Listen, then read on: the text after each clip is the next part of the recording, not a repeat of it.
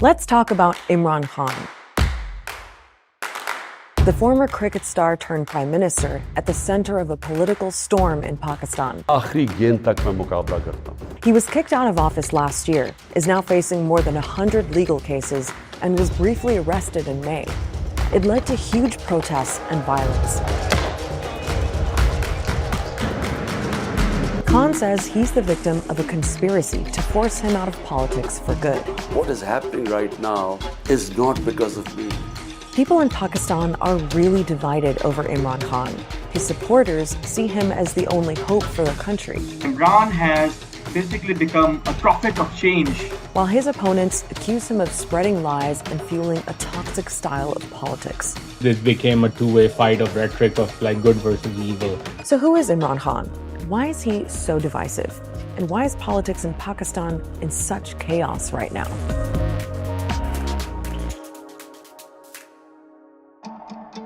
First off, let's run through Imran Khan's backstory. He was born into an upper-class family in Lahore and went to an elite high school. He studied at Oxford University in England, but it was his cricketing career that made him into a superstar.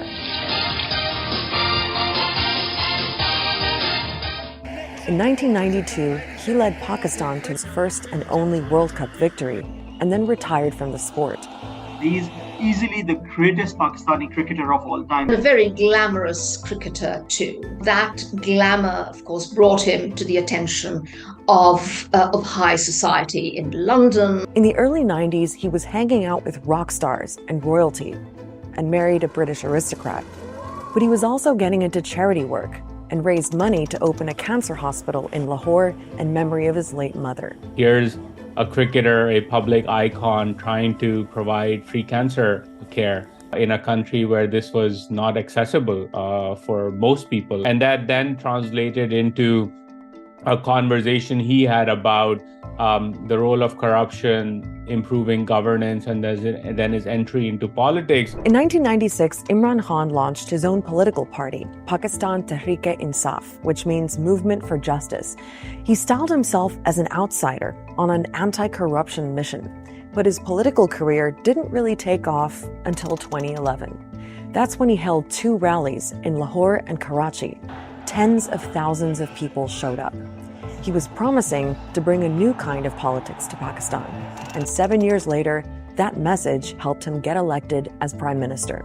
मैं ही आपके सामने ये pledge करता हूं कि इंशाल्लाह ये एक बिल्कुल आप मुख्तलिफ किस्म की पाकिस्तान में गवर्नेंस देखेंगे. Now, until Khan came on the scene, Pakistani politics was dominated by 2 parties and 2 families.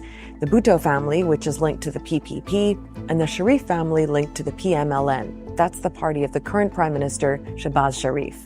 For years, the 2 sides have been alternating in power, a pattern that Khan was determined to break. To demolish what he called the grip of dynastic politics in Pakistan. He's very popular among young Pakistanis who do not see the old guard as being representative of their ambitions and aspirations. He's also popular among middle and upper middle and elite classes. They are of the view that Pakistan have been harmed by the politically corrupt elite for too long, and Imran is our hope. Now, there's another layer in Pakistan's politics that you need to know about, and that's the military.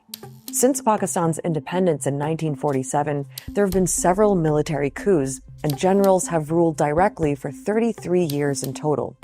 But when there's been a civilian government, the military still plays a big role behind the scenes. They have like such a strong, influential meddling going on that no government in Pakistan really gets formed without their involvement. And it seems that was also the case for Imran Khan, that the military was pretty influential in his rise to power. This is something which is acknowledged by the military leadership of that time. People who have subsequently came out after the retirement and acknowledged and confessed that yes, we have helped Imran win. And Khan actually sold himself as a candidate who could work with the military. They were seen as being on the same page. The constant struggle and tension between civil and military establishments in Pakistan was something that people expected would end with Khan coming into power. But it didn't. Here's what happened. So it's 2018, and Imran Khan's just been elected prime minister. It was actually a pretty contentious election, and his political opponents accused him of fraud. But Khan was popular, and for a lot of people, it felt like a fresh start. Remember, his big thing was tackling corruption, something he said was at the root of most of Pakistan's problems. So he went on a massive anti-corruption drive. Many politicians and government officials were arrested. Khan's supporters approved, but his critics said it was one-sided and that he was only targeting his political opponents, though Khan denies that. Order in the House, please. Another criticism was that Khan's approach created a kind of vindictive and divisive political atmosphere. And he made compromise a bad word. You were all in with Khan or you were anti-Khan for whatever reason. That was the conversation. Khan brought with him an extremely divisive and some would say hateful style of politics. Much of that reflected in the language that he used, haranguing his opponents and accusing them of being thieves and crooks. सिर्फ हम जिससे मुफाहमत कभी नहीं करेंगे वो लोग हैं जिन्होंने पाकिस्तान की अवाम का पैसा चोरी करके मुल्क से बाहर लेके गए. Now, the economy was a big issue when Khan was prime minister. He inherited a lot of problems, including a major debt crisis, and he had to deal with COVID too. But the bottom line was that living conditions for most Pakistanis didn't improve under Khan. Inflation soared and the value of the currency fell. As the economic stress mounted, people sort of began questioning, what this hope and change mantra was all about. And I think that began to then erode his popularity. Overall, your democratic, your human rights, these things were being impacted. Politicians were thrown in jail, things like that. But economy was also being impacted. And along with these things, Imran's relationship with military also started fracturing. Now, it's hard to know exactly how Khan's relationship with the military broke down because this is behind-the-scenes kind of stuff. But strains developed after a couple of years with Khan as prime minister. It seems the military wasn't happy about the way things were looking. The economy was in bad shape. And on foreign policy, Khan seemed to be going his own way with a more anti-Western approach. There was a reported disagreement, too, over the intelligence chief, who was supposed to leave his job after 3 years, as per military policy, but Khan wanted him to stay. It was kind of a straw that, if not broke the camel's back, it really made things irreparable from that time onward. It's always been a marriage of unequals. Every time a politician or a political party has allied itself with Pakistan's military, they always get hurt by it. By 2022, it seemed pretty clear that the military was pulling their support from Khan by standing back so the opposition parties could go after him. Those parties held a no-confidence vote in parliament, Khan lost, and Shehbaz Sharif replaced him as prime minister. So what's happened since then? Well, Imran Khan's been fighting back against what he says was a conspiracy to remove him from power. He used to claim, when he was being ousted or close to it, that there was an American conspiracy. Within a few months, Khan's tune had changed. It has moved from a conspiracy hatched abroad to a conspiracy hatched at home. He has also singled out the serving army chief as having some kind of personal grudge against him. He's held huge rallies all across Pakistan. At one of them, he was shot in the leg, and he says it was an assassination attempt. Now, Khan's been calling for a general election, and under the constitution, that has to happen by October at the latest. But Khan says his opponents are using a mountain of legal cases, more than 100, to try to exclude him from running.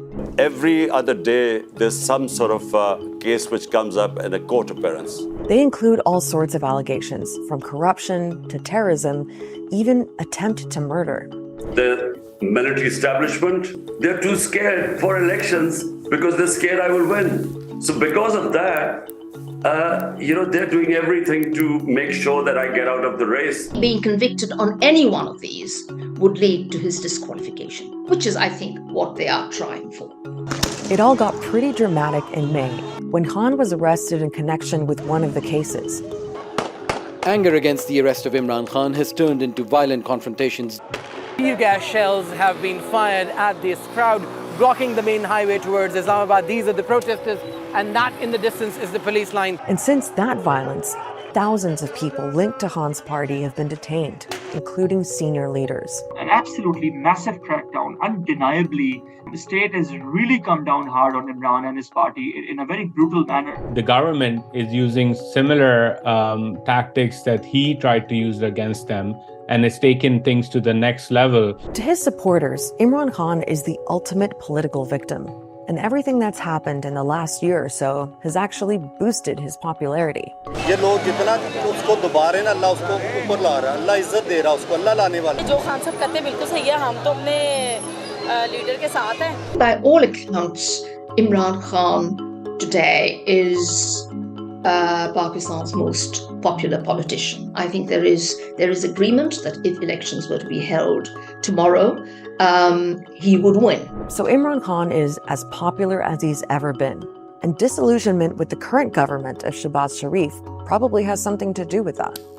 There's a full-blown economic crisis. Pakistan is running out of foreign currency and could soon default on its debts if it can't secure more loans. And millions of people are still dealing with the aftermath of last year's floods that left a third of the country underwater. So while this brutal political fight is going on, there are so many other urgent problems stacking up. 4 million people just over a few months have fallen below the poverty line. And I don't think any segment of elite society, politically or institutionally in Pakistan, and that includes the military, has an answer to solving these problems. And that's the real tragedy here. Complete chaos happening. And it's easy to blame Imran Khan for it, or military for it, or this class or that class. And all of these allegations have partial merits. But ultimately, the people who are suffering are the people of Pakistan, the country as a whole. Check out our last explainer on why Arab countries are cozying up to Syria's President Bashar al-Assad. And don't forget to subscribe so you don't miss the next episode of Start Here.